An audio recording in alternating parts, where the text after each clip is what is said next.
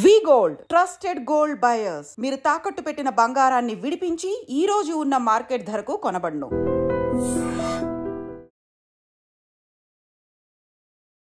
ID ప్రేక్షకులకు నమస్కారం. ఇప్పుడు మనము ప్రజలకి ఇన్వెస్ట్మెంట్ ఆప్షన్స్ పరిచయం చేస్తున్నాం. ఇన్వెస్ట్మెంట్ ఆప్షన్స్ రకరకాలుగా ఉన్నాయి, మీకు తెలుసు. రియల్ ఎస్టేటు, గోల్డ్, లేదంటే ఇల్లు కొనుక్కోవటం ఉన్నాయి. ఇవన్నీ మీకు తెలిసినవే. నేనేమిటంటే డైవర్సిఫైడ్ ఈక్విటీ మ్యూచువల్ ఫండ్స్ని పరిచయం చేస్తున్నాను. ఈక్విటీస్ అంటే కంపెనీస్లో ఓనర్షిప్, మీకు ఈక్వల్ ఆపర్చునిటీ, బిగ్గెస్ట్ డెమోక్రసీ. కంపెనీస్లో ఓనర్షిప్ ఎవరైనా తీసుకోవచ్చు, బిగ్గెస్ట్ ఆపర్చునిటీ. మనం ప్రజలకి ధనం సమకూరాలంటే ఫస్ట్ ఏం చేయాలంటే మనకి అసెట్స్కి లయబిలిటీస్కి డిఫరెన్స్ తెలుసుకోవాలి. అసెట్ అంటే ఆస్తులు, లయబిలిటీస్ అంటే బాధ్యతలు లేదా అప్పులు. అసెట్ అంటే ఎప్పుడు కూడా మన డబ్బు,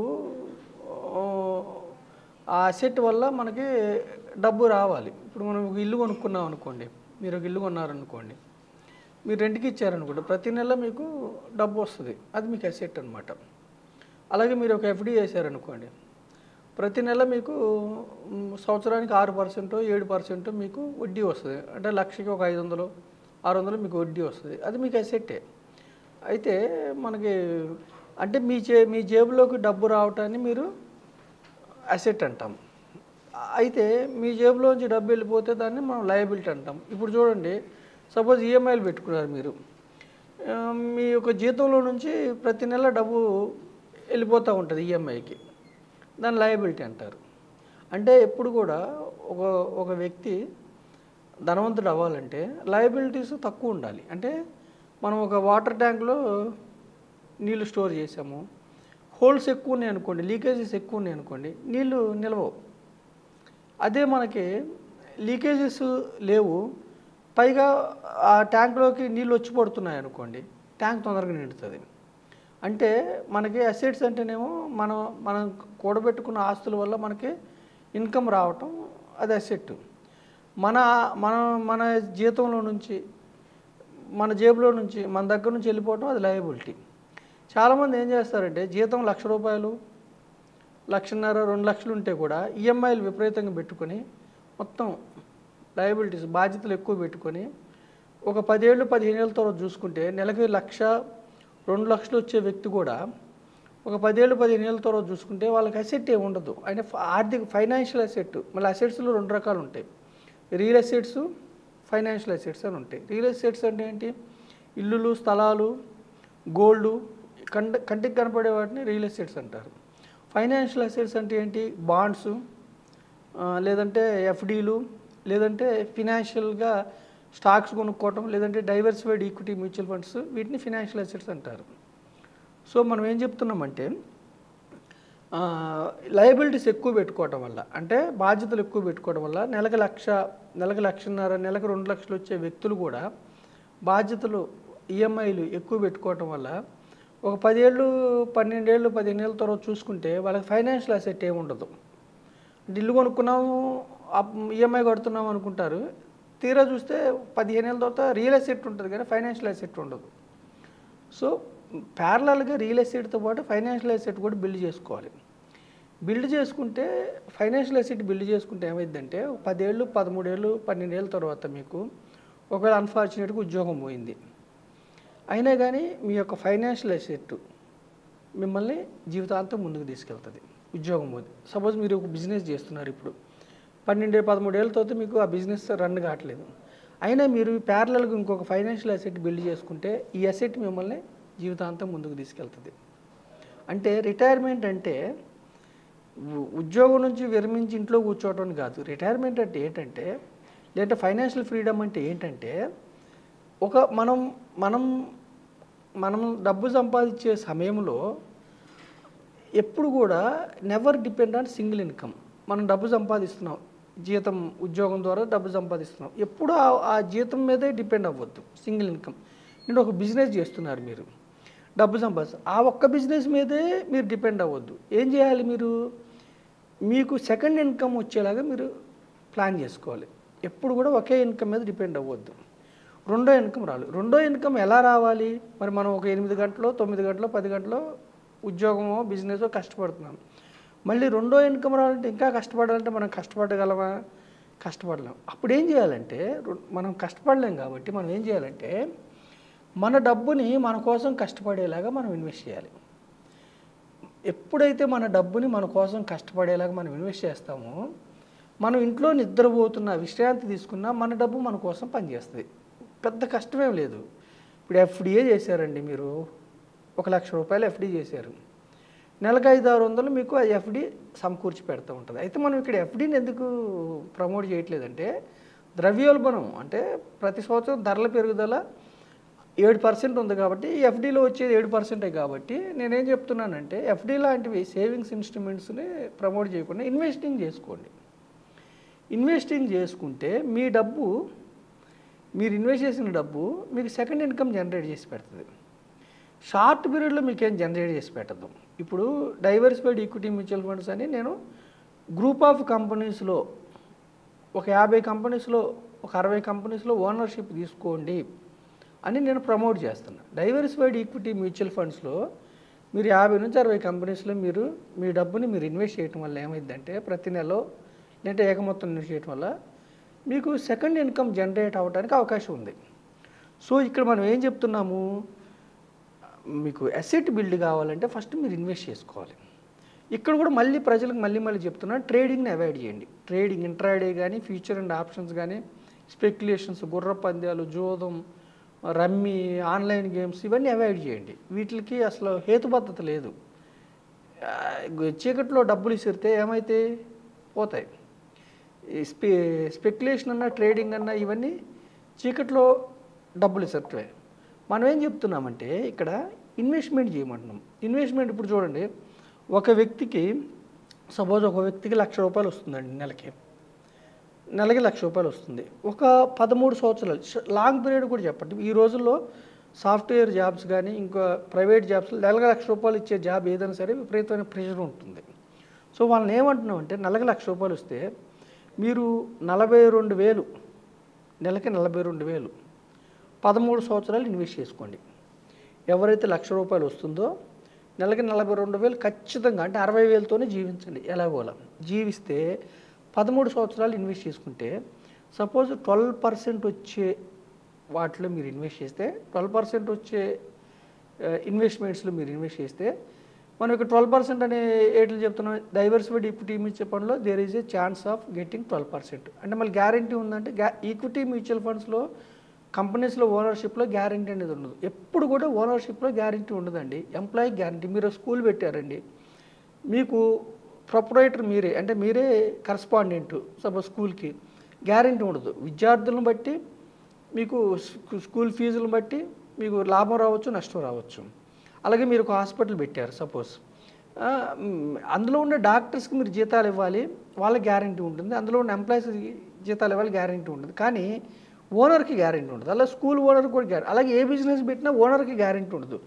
ఇక్కడ మనం ఈక్విటీ మ్యూచువల్ ఫండ్స్ అనేది కూడా గ్రూప్ ఆఫ్ కంపెనీలో ఓనర్షిప్ కాబట్టి మీకు గ్యారంటీ ఉండదు. ఒక సంవత్సరం నెగిటివ్ రావచ్చు, ఒక సంవత్సరం పాజిటివ్ రావచ్చు, 2-3 ఏళ్ళు వరుసగా ఎకానమీ బాగలేకపోతే నెగిటివ్ కూడా రావచ్చు. అయితే మనం ఏం చెప్తున్నాము, దీర్ఘకాలంలో ఈక్విటీస్ అనేవి మన దేశం అని కదా, ప్రపంచ దేశాల్లో ఈక్విటీస్ అనేవి దీర్ఘకాలంలో కంపెనీస్లో ఓనర్షిప్ అనేవి వెల్త్ క్రియేట్ చేసినాయి. ఒక్కొక్కసారి క్రాష్ అవుతాయి, ఒక 1 year 2 years క్రాష్ అవుతాయి. ఎన్నోసార్లు క్రాష్ అయినాయి. 2008లో మార్కెట్స్ క్రాష్ అయినాయి, 2020లో కోవిడ్ అప్పుడు క్రాష్ అయినాయి, డౌన్ అవుతాయి. మళ్ళీ ఎకానమీ మళ్ళీ 6 నెలలు 1 yearలో పుంజుకుంటాయి. అందుకని మనం ఏం చెప్తున్నాం, ఎవరైతే నెలకి ₹1,00,000 వస్తుందో ప్రైవేట్ కంపెనీ కానీ గవర్నమెంట్ కంపెనీలు కానీ మంచి ఉద్యోగం తెచ్చుకున్న తర్వాత మీరు ఫైనాన్షియల్ అసెట్ బిల్డ్ చేసుకోవాలంటే దీర్ఘకాలం చెప్పకుండా ఒక 13 సంవత్సరాలు మీరు ఇన్వెస్ట్ చేస్తే నెలకి 42,000 లెక్కన మీరు ఇన్వెస్ట్ చేస్తే 13 సంవత్సరాల్లో మీకు 1,50,00,000 12% అజ్యూమ్ 12% మీరు అనుకుంటే 1,50,00,000 మీకు సంపద క్రియేట్ అవుద్ది 13 సంవత్సరాలు. అప్పుడు 13 సంవత్సరాల తర్వాత అన్ఫార్చునేట్గా ప్రైవేట్ ఉద్యోగం లేదంటే మీ బిజినెస్ బాగలేదు, మీకు ఉద్యోగం పోతే కూడా 1,50,00,000 నుంచి ప్రతి నెల ఇప్పుడు మీకు 1,00,000 వస్తుంది కదా, అప్పటి నుంచి జీవితకాలం మీకు ₹1,00,000 మీకు SWP సిస్టమాటిక్ విత్డ్రాల్ ప్లాన్ అంటే ప్రతి నెల మీరు ₹1,00,000 జీవితకాలం తీసుకోవచ్చు. మళ్ళీ పైగా ప్రతి 10 ఏళ్ళకి మీరు ఇంక్రీజ్ చేసుకోవచ్చు ఇన్ఫ్లేషన్ బట్టి. అంటే 13 సంవత్సరాలు మీరు ఒక మొక్కను పెట్టారు, 13 సంవత్సరాలు దాన్ని సంరక్షించుకున్నారు, అది ఒక వృక్షమై ఫైనాన్షియల్ అసెట్ అయింది. 13 సంవత్సరాల తర్వాత మీకు ఆ ఫైనాన్షియల్ అసెట్ మిమ్మల్ని జీవితకాలం 30 సంవత్సరాలు మీరు స్టార్ట్ చేశారు ఇన్వెస్ట్మెంట్, 43 సంవత్సరాల తర్వాత మీరు జీవితకాలం హ్యాపీగా జీవించవచ్చు. మీకు ఉద్యోగం ఉన్నా లేకపోయినా. అంటే రిటైర్మెంట్ ఫైనాన్షియల్ ఫ్రీడమ్ అనేది మీరు ఇంట్లో కూర్చోవడం అని కాదు, ఎటువంటి కండిషన్ మీకు వచ్చినా కానీ ఆర్థికంగా ముందుకెళ్ళడానికి మీకు ఒక భరోసా ఉంటుంది. సరే, ఇంకొక ఆప్షన్ ఏమిటి? సపోజ్ కొంతమందికి ఇంకెక్కువ వస్తుంది, 1,00,000 కాకుండా 1,50,000 అలా వస్తుంది అనుకోండి సపోజ్ జీతం. వాళ్ళు 2 కోట్ల కార్పస్ బిల్డ్ చేసుకోవాలంటే, అంటే 1,50,000 వచ్చే వ్యక్తి, నెలకు 1,50,000 వచ్చే వ్యక్తి నెలకు ఒక 55,000, అంటే ₹1,00,000 అతను వాడుకోవడానికి పెట్టుకోవచ్చు. 55,000 అతను ఒక 13 సంవత్సరాలు అతను ఇన్వెస్ట్ చేస్తే, 55,000 నెలకి 13 సంవత్సరాలు ఇన్వెస్ట్ చేస్తే అతనికి 2 కోట్ల కార్పస్, 12% ఇది రావచ్చు రాకపోవచ్చు. ఈక్విటీ మ్యూచువల్ ఫండ్లో 12% వస్తాయని గ్యారంటీ లేదు. మనం సెన్సెక్స్లో గత 46 ఏళ్ళ నుంచి 12 to 14% వచ్చినాయి. కాబట్టి అజ్యూమ్షన్ అర్థం కావడానికి మాత్రమే చెప్తున్నాను. ఇది ఒక ఎగ్జాంపుల్ అనుకోండి మీరు, అంతే, గ్యారంటీ ఉండదు. వస్తే నెలకి 55,000తోనే 13 సంవత్సరాల్లో 2 crores కార్పస్ బిల్డ్ చేసుకోవచ్చు. నెలకి 50, అంటే 1,50,000 వచ్చే వ్యక్తి నెలకి 55,000 మీరు ఇన్వెస్ట్ చేసుకుంటే 2 crores 13 సంవత్సరాల్లో 2 crores బిల్డ్ అయింది. అప్పుడు అతను లైఫ్ లాంగ్, ఒకవేళ అన్ఫార్చునేట్ కండిషన్స్ వచ్చినా కానీ అసెట్ బిల్డ్ అయింది. అసెట్ అంటే ఏంటి? ఆ 2 కోట్ల నుంచి ప్రతి నెల 1,50,000 SWP, సిస్టమేటిక్ విత్డ్రాయల్, మళ్ళీ అతనికి ధనం చేతిలోకి జాబ్ లాగా రెండో ఇన్కమ్ జనరేట్ అవుతుంది ప్రతి నెల లైఫ్ లాంగ్. అంటే ఎప్పుడు కూడా లయబిలిటీస్ తగ్గించుకోవాలి. మన చేతిలోంచి డబ్బు వెళ్ళిపోవడం తగ్గించుకోవాలి. మన చేతిలోంచి డబ్బు వెళ్ళిపోవడం, లయబిలిటీస్ ఎక్కువ పెట్టుకుంటే మీకు తెలియకుండా మీరు అప్పులు ఊబిలో కూరుకుపోతారు. ఆ లయబిలిటీస్ అంటే ఆ బ్యాంకుల కోసం మీరు పనిచేయాలి. ఎప్పుడైతే మీరు ఈఎంఐలు ఊబిలో, అంటే ముందే వాళ్ళు డబ్బులు ఇస్తున్నారు మనం ఎంజాయ్ చేద్దామని కొనుక్కుంటే, తర్వాత 10-15 ఏళ్ళు మీరు ఈఎంఐ ఊబిలో, క్రెడిట్ కార్డుల ఊబిలో కూరుకుపోయి బ్యాంకుల కోసం మీరు పనిచేయాలి. అదే మీరు ఫస్ట్ అసెట్ బిల్డ్ చేసుకున్న తర్వాత మీరు కొనుక్కుంటే, అసెట్ ఎప్పుడు కూడా మీకు, ఇప్పుడు 1.5 కోటి బిల్డ్ చేసుకున్నా కొనుక్కున్నారు అనుకోండి, నెలకు 1,00,000 వస్తుంది కదా. 1,00,000తో మీరు వెకేషన్స్కి వెళ్తారా, పిల్లలు చదివించుకుంటారా చక్కగా? లేదు, ఇంక ఏ విధమైన వస్తువులు కొనుక్కోవాలన్నా కానీ, ఇంకా అసెట్, ఇంటి ఈఎంఐలు కట్టాలన్నా కానీ మీ అసెట్ మీకు కడుతుంది. అదేవిధంగా 2 కోట్లు బిల్డ్ చేసుకున్న తర్వాత మీరు కొనుక్కున్నారనుకోండి ఏదన్నా కానీ, ఈ 2 కోట్ల నుంచి మీకు మీ చేతిలోకి డబ్బు తెచ్చి పెడుతూ ఉంటుంది ప్రతి నెల. 2 కోట్లు బిల్డ్ అయిన తర్వాత ఫైనాన్షియల్ అసెట్ 1,50,000 మీకు చేతికి వస్తూ ఉంటుంది. అప్పుడు ఏమవుతుంది మీకు, ఈ 2 కోట్ల ఫైనాన్షియల్ అసెట్ ఇంకా ఎక్కువ పెరుగుతూ ఉంటుంది. అంటే జీవితాంతం మీరు స్మూత్గా వెళ్తారు. అంటే ఫస్ట్ ఉద్యోగం వచ్చిన వెంటనే మీరు ఈఎంఐ ఊబిలో కూరుకుపోతే మీ లైఫ్ ఒకలాగా ఉంటుంది. ఉద్యోగం వచ్చిన వెంటనే పెద్ద పెద్ద కార్లు కొనుక్కొని, ఏమి డౌన్ పేమెంట్ లేకుండా ఇల్లులు కొనుక్కొని, తర్వాత ఏమి ఫైనాన్షియల్ అసెట్ లేకుండా మొత్తం ఈఎంఐలే పెట్టుకుంటే, రేపు పిల్లల చదువులకి కానీ, ఇంట్లో ఏదైనా ఫంక్షన్ చేయాలని కానీ అన్నిటికీ మళ్ళీ అప్పులు చేయాల్సి వచ్చి అప్పులు ఊబిలో కూరుకుపోతారు. అలా కాకుండా నేను ఏం చెప్తున్నానంటే, ఇన్వెస్ట్మెంట్ ఆప్షన్స్ చిన్న కొంచెం నెలకి 50,000తోనే మీరు పెద్ద పెద్ద స్థలాలు కొనాలంటే కొనుక్కోలేరు. నెలకి 50,000తో రియల్ ఎస్టేట్స్ చిన్నగా నెలకి 50,000, నెలకి 42,000 ఒక ఆప్షన్ చెప్పా, నెలకి 55,000 ఒక ఆప్షన్ చెప్పా. దీంతోనే 1.5 కోటి 13 సంవత్సరాలు, ఎక్కువ లాంగ్ పీరియడ్ చెప్పట్లేదు, 13 సంవత్సరాల్లో మీరు అసెట్ 1.5 కోటి 2 కోట్లు బిల్డ్ చేస్తే మీరు ఫినాన్షియల్ అసెట్, ఈ యొక్క ఫినాన్షియల్ అసెట్ మీకు ఎప్పుడు జేబులోకి, మీ ఇంట్లోకి డబ్బులు తెచ్చిపెడుతూ ఉంటుంది. కాబట్టి ఇన్వెస్ట్మెంట్ ఆప్షన్ పరిశీలించండి. ఎలా ఇన్వెస్ట్ చేయాలి? డైవర్సిఫైడ్ ఈక్విటీ మ్యూచువల్ ఫండ్లో మీకు అవగాహన ఉంటే ఓకే. అవగాహన లేకపోతే మాలాంటి వ్యక్తులకి, ఫైనాన్షియల్ డిస్ట్రిబ్యూటర్స్కి, యాంఫీ రిజిస్టర్డ్ డిస్ట్రిబ్యూటర్స్కి, లేదంటే సిఎఫ్పి సర్టిఫైడ్ ఫైనాన్షియల్ ప్రొఫెషనల్స్కి, లేదంటే మీరే మంచి రీసెర్చ్ చేసుకుని జాగ్రత్తగా, అంటే ఇన్వెస్ట్మెంట్ ఎప్పుడు కూడా మంచి నాలెడ్జ్తో, తరువు నాలెడ్జ్తో వెళ్ళాలి. ఏదంటే అదే గుడ్డిగా వెళ్ళదు. ట్రేడింగ్ అవాయిడ్ చేయండి. చేస్తే ఏమిటంటే మీకు ఒక ఫైనాన్షియల్ అసెట్ బిల్డ్ అవుతుంది. ఇన్వెస్ట్మెంట్ ఆప్షన్స్ చెప్తున్నాము. ఇక్కడ నేను మరీ చెప్పేది ఏంటంటే, ఈ మధ్య సైబర్ క్రైమ్స్ బాగా అవుతున్నాయి. డిమాట్ అకౌంట్ తీసుకున్న తర్వాత మరి డేటా ఎలా లీక్ అవుతుందో తెలియదు. ఎక్కడెక్కడ నుంచో కాల్స్ వచ్చి మీకు షార్ట్ పీరియడ్లో కోట్లు కురిపిస్తారు, అది ఇదని స్టాక్ మార్కెట్ మోసాలు బాగా జరుగుతున్నాయి. మీరు తొందరపడి టెలిగ్రామ్ యాప్స్లో అన్నోన్ లింక్స్ క్లిక్ చేసి టెలిగ్రామ్ యాప్స్లో జాయిన్ అయిపోయి ఎవరెవరో తెలియని వ్యక్తుల ద్వారా మీరు ఇరుక్కొని షార్ట్ పీరియడ్లో బాగా డబ్బులు వస్తాయని షార్ట్ పీరియడ్లో మనీ ఎప్పుడు కూడా నమ్మటానికి ఉండదు, మోసపోవద్దు. మనం ఇన్వెస్ట్మెంట్ ఆప్షన్ ఎప్పుడు లాంగ్ పీరియడ్ చెప్తున్నాం, షార్ట్ పీరియడ్ చెప్పట్లేదు. గ్రూప్ ఆఫ్ కంపెనీస్లో లీగల్ సెబీ మేము యాంఫీ రిజిస్టర్డ్ అంటే association of mutual funds India దగ్గర మేము రిజిస్టర్ అయి ఉన్న వ్యక్తులం మేము. సో మేమేం చెప్తున్నామంటే మాలాంటి ఆథరైజ్డ్ డిస్ట్రిబ్యూటర్స్ ద్వారా authorised companies mutual fund companies ద్వారా మీరు ఈ డైవర్సిఫైడ్ ఈక్విటీ మ్యూచువల్ ఫండ్స్ చేస్తే ఫ్రాడ్ అవడానికి అవకాశం ఉండదు. మీ యొక్క ఆర్థిక అసెట్ అంటే ఫైనాన్షియల్ అసెట్ బిల్డ్ చేసుకొని చక్కగా ముందుకెళ్ళమని ఐ డ్రీమ్ ద్వారా నేను ప్రజలకు సందేశం ఇస్తున్నాను. Thank you very much.